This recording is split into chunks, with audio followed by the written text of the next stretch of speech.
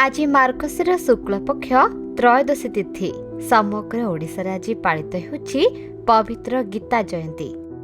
अवश्य भारतर अन्य केतेक स्थान रे मार्गशीर मास शुक्ल पक्ष मुख्यतः एकादशी दिन मध्य गीता जयंती पालन करा जायछि। काहेकि ना एही दिन भगवान श्रीकृष्ण कुरुक्षेत्र रे अर्जुन को गीतार ज्ञान देथिले।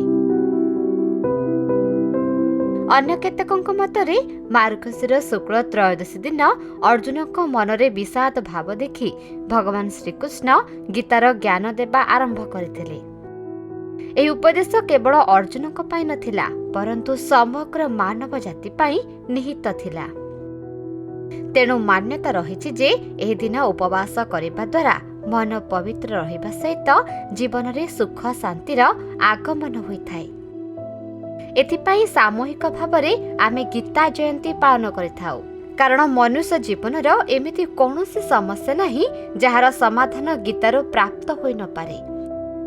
गीता अर्जुनक सम्मुखरे निश्चय गायन कर जायथिला किंतु यह केवल अर्जुनक पाई उद्दिष्ट नथिला। भगवान श्रीकृष्ण अर्जुन को माध्यम करी यह गाइथिले जेपरि आमे मध्य निज निज जीवन रे समस्त को धारण करी हानि लाभ सुख दुखर परिस्थिति रे आनंद रे रही परिबा। 700 श्लोक विशिष्ट एही गीता रे मनुष्य जीवनर समस्त सार निहित अछि। एही पवित्र दिन पालन संपर्क रे आर्यभट्टଙ୍କ मत अनुसार महाभारत युद्ध 3137 ख्रीष्टपूर्व पूର୍ବरु होई सारिथिला।